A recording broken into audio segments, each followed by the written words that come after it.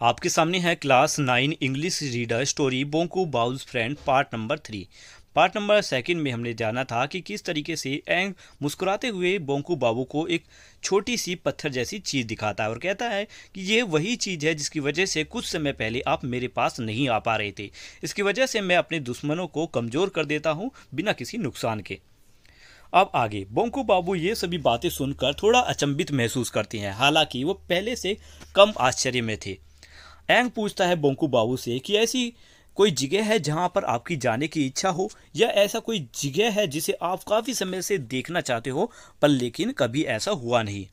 बोंकू बाबू काफ़ी सोचते हैं दिमाग में कि ऐसी पूरी दुनिया ही बची हुई है देखने के लिए। हालांकि बोंकू बाबू एक ज्योग्राफी के टीचर हैं, फिर भी बंगाल के कुछ नगर और कुछ गांवों के अलावा उन्होंने देखा ही क्या है। बंगाल में भी अभी बहुत कुछ चीज़ें बची हैं देखने को, शायद उन्हें देखने का मौका बोंकू बाबू को कभी मिले ही नहीं। जैसे हिमालय पर बर्फ से ढके हुए हिमालयास, दीघा का समुद्र, सुंदरबन के जंगल और साथ ही फेमस बनियन ट्री सो शिवपुर में है। हालांकि इन बारे में बोंकू बाबू ने एंग को कुछ नहीं बताया और आखिर में ये फैसला किया और कहा एंग से कि ऐसी बहुत सी चीज़ है जो मैं देखना चाहता हूँ, पर लेकिन सबसे ज़्यादा जो मेरी इच्छा है देखने को वो है नॉर्थ पोल। तुम जानते हो कि मैं एक वार्म यानी गर्म देश का रहने वाला हूँ, ये तुम देख ही रहे हो। तो एंग क्या करता है, एक छोटी सी स्मॉल ट्यूब निकालता है जिसका एक सिरा एक कांच के टुकड़े से जुड़ा हुआ था। वो बोंकू बाबू से कहता है कि चलिए इसमें झांकिए, और बोंकू बाबू उस कांच के टुकड़े से झांकते हैं। उनके बाल खड़े हो जाते हैं, उन्हें वो विश्वास ही नहीं कर पा रहे थे, उन्हें अपनी आंखों पर विश्वास ही नहीं हो रहा था। उनके आंखों के सामने एक ना ख़त्म होने वाली बर्फ़ की चादर फैली हुई थी, मतलब बहुत ज़्यादा बर्फ़ फैली हुई थी, जहाँ बीच बीच में छोटी छोटी चट्टानें थी, वो भी बर्फ़ों से ढकी हुई थी। उसके ऊपर एक नीला आसमान जहाँ पर रेनबो के कलर अलग अलग डिफरेंट पैटर्न्स बना रहे थे और हर सेकंड में बदल रहे थे। बोंकू बाबू ने यहाँ पर ऑरोरा बोरेलिस देखा। ऑरोरा बोरेलिस एक नॉर्थ पोल में आसमान में चमकने वाली सुंदर रोशनियां हैं जो बहुत ही अच्छी लगती हैं देखने में। फिर बोंकू बाबू ने क्या देखा, एक इग्लू और साथ में बहुत सारे पोलर बियर का झुंड देखा। वेट अ मिनट, उन्होंने फिर एक और जानवर देखा, एक अजीब सा दिखने वाला प्राणी। ये था जानवर वोलरस। अरे नहीं, ये एक नहीं दो थे, वो एक साथ लड़ रहे थे।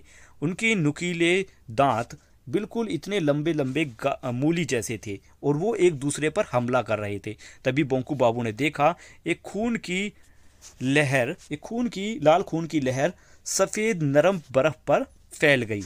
अब ये दिसंबर का महीना था। बोंकू बाबू एक ऐसी जगह पर खड़े थे जो बर्फ़ से ढकी हुई थी, फिर भी बोंकू बाबू के पसीने छूट रहे थे।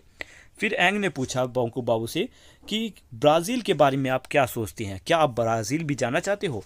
बोंकू बाबू को अचानक याद आया प्रानास के बारे में, वो मांसाहारी मछलियाँ, अमेजिंग। आखिर एंग को कैसे पता चला कि बोंकू बाबू क्या देखना चाहते हैं। बोंकू बाबू ने फिर से उस ट्यूब से झांका।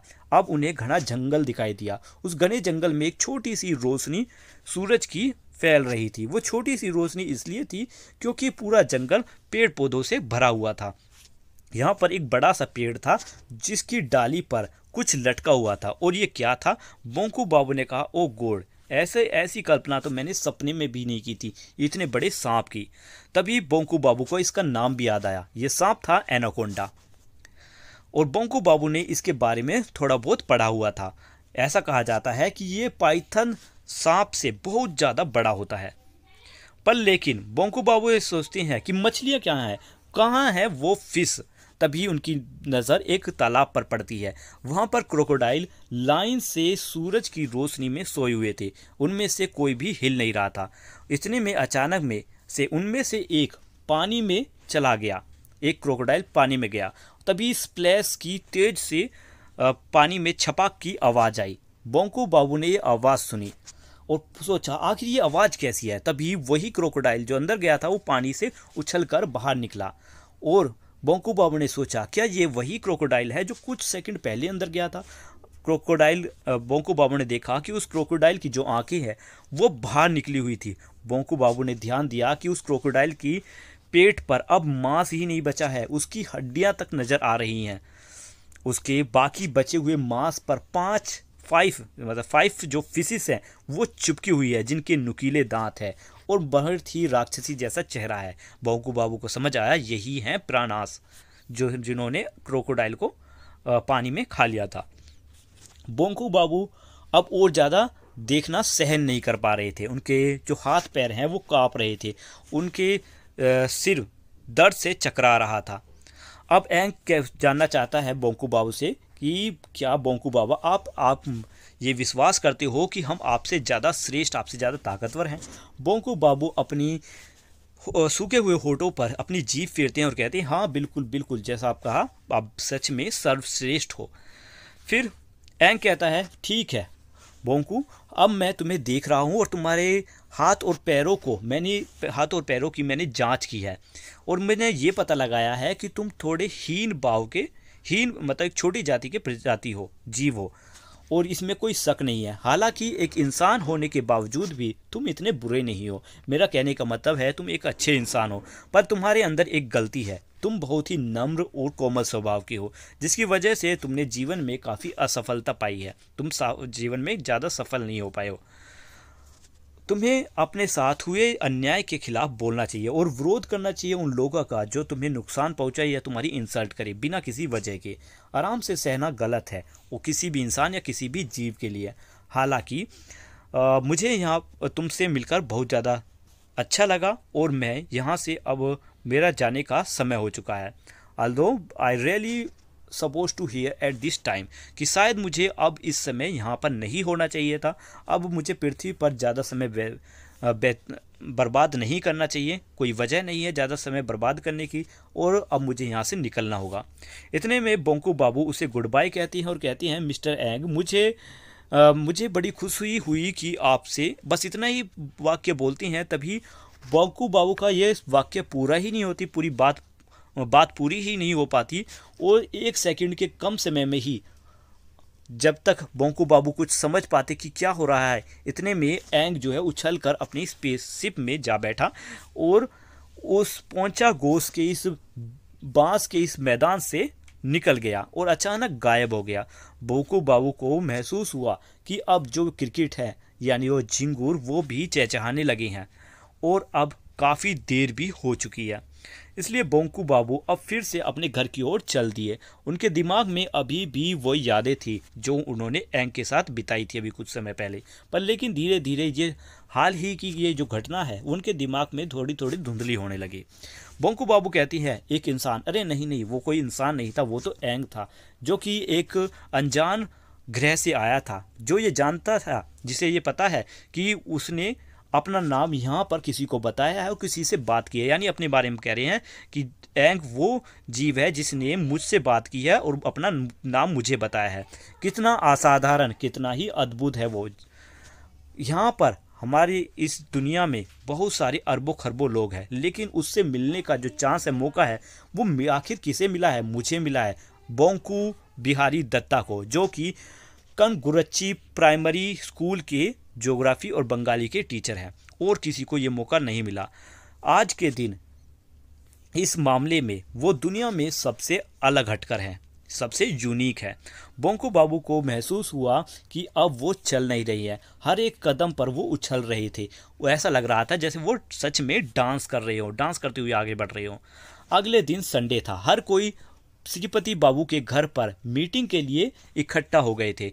अब वहाँ पर लोकल न्यूज़पेपर में एक रिपोर्ट छपी हुई थी, एक खबर छपी हुई थी, एक अजीब सी रोशनी के बारे में। कुछ ज़्यादा बड़ी नहीं, एक छोटी सी रिपोर्ट थी। या इस रिपोर्ट में, इस खबर में बताया गया कि बंगाल के कुछ मुट्ठी भर लोग ने ही इस रोशनी को देखा था, और वो भी सिर्फ 2 जगहों पर ही। और फिर बाद में लोगों ने इसको उड़न तस्तरी की कैटेगरी में, फ्लाइंग सॉसर यानी उड़न तस्तरी की कैटेगरी में रख दिया। फिर उस रात पोंचा घोष भी उस मीटिंग में मौजूद थे।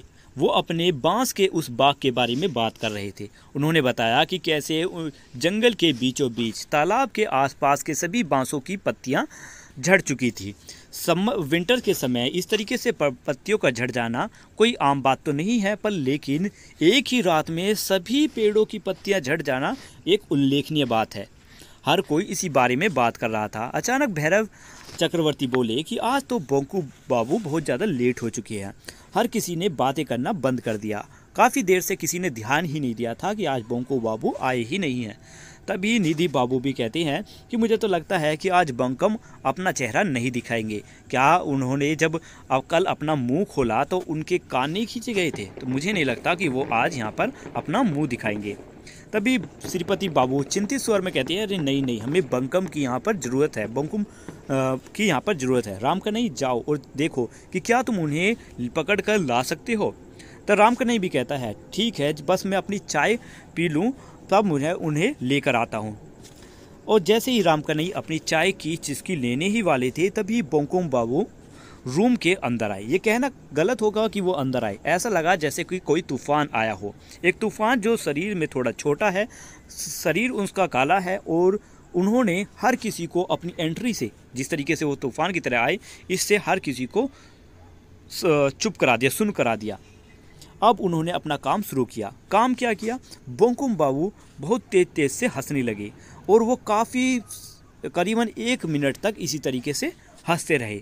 ऐसी हंसी पहले कभी किसी ने नहीं सुनी थी, यहाँ तक कि खुद बोंकुम बाबू ने भी अपनी इस तरीके की हंसी कभी नहीं सुनी थी। जब उन्होंने की हंसी रुकी तो उन्होंने अपना गला साफ किया और बोलना शुरू किया। उन्होंने कहा, दोस्तों, मुझे आपको कहकर ये बड़ी ही खुशी हो रही है कि मैं आज इस मीटिंग में आखिरी बार आया हूँ। मैं यहाँ पर सिर्फ इसलिए ही आया हूँ कि मैं आपको बता सकूँ कुछ चीज़ों के बारे में। नंबर 1 तो ये बात है कि जो भी आप यहाँ पर मीटिंग में बात करते हो वो सब बकवास है, यानी बकवास चीज़ों पर आप बात किया करते हो। आप सभी बेवकूफ़ लोगों को कुछ भी पता नहीं होता, बस उसके बारे में बात करने लग जाते हो। दूसरी बात ये, चंदी बाबू, आपकी उम्र के इंसान को लोगों के जूते और अम्ब्रेला नहीं छुपाने चाहिए। ये एक बचकानी हरकत है और बिल्कुल गलत है। काइंडली कृपया करके मेरा अम्ब्रेला और मेरे ब्राउन कैनवास के जो शूज़ हैं कल मुझे मेरे घर पर पहुंचा देना। और निधि बाबू, अगर आप मुझे बार बार बंकम कहकर पुकारेंगे तो मैं भी अब आपको नितविन कहकर पुकारूंगा। आपको पता चलेगा कि इस तरीके से नाम में जीत कर रहना कैसा लगता है। और श्रीपति बाबू, आप तो इस गांव के एक इम्पोर्टेंट मैन है, ऑफ कोर्स आप हैं, और आपको चापलूस लोग ज़्यादा पसंद है, पर लेकिन मैं आपको बता दूं कि आज के बाद मुझे अपने उन चापलूस लोगों में मत गिनना। अगर आपको सच में चापलूस या चाटू लोग पसंद है तो मेरी एक बिल्ली है, मैं उसे भेज दूंगा, वो पैर चाटने में बहुत ज़्यादा अच्छी है। इतना कहने के बाद फिर वो पोंचा बाबू से कहती हैं, पोंचा बाबू यानी जो बांस के बाग के मालिक थे, पोंचा बाबू से कहती हैं कि मैं आपको बता दूं कि हर कोई यहाँ पर पिछली रात के बारे में बात कर रहा है कि पिछले रात एंग नाम का एक जीव दूसरे ग्रह क्रेनस से मेरे वहाँ पर आया था। तुम्हारे बैम्बू के यानी बांस के उस मैदान के तालाब में उसने अपनी जो स्पेसशिप है उसको लैंड कराया था। हमारी काफ़ी समय तक उस बात हुई। सॉरी, वो इंसान नहीं है, एंग है, ठीक है, और वो बहुत ही अद्भुत जीव था। बोंको बाबू ने जब अपनी स्पीच ख़त्म करने के बाद उन्होंने भैरव चक्रवर्ती की कमर पर कस कर हाथ से थपथपाया, कि ऐसे हाथ मारा जैसे कि उनके गले से चीख निकली। फिर उन्होंने अपनी एग्ज़िट की, मतलब तेज़ी से वो उस रूम से बाहर निकल गए, और बाहर निकलते वक्त उनका सिर जो है वो ऊपर की तरफ था। उसी दौरान जब ये सब कुछ हुआ तो रामकन्हई के हाथों से कप नीचे छूटकर गिर गया और उस कप के टुकड़े हो गए। कप के टुकड़े हो जाने से और फैल जाने से उस चाय की छींट भी दूसरे लोगों पर आ गिरी, और यहीं पर इस कहानी का दी एंड हो गया। तो कहानी कैसी लगी इस बारे में कमेंट में लिख कर जरूर बताएं। वीडियो अच्छी लगे तो लाइक जरूर करना और कमेंट लिखना ना भूलें। मिलते हैं नेक्स्ट वीडियो में। Bye bye.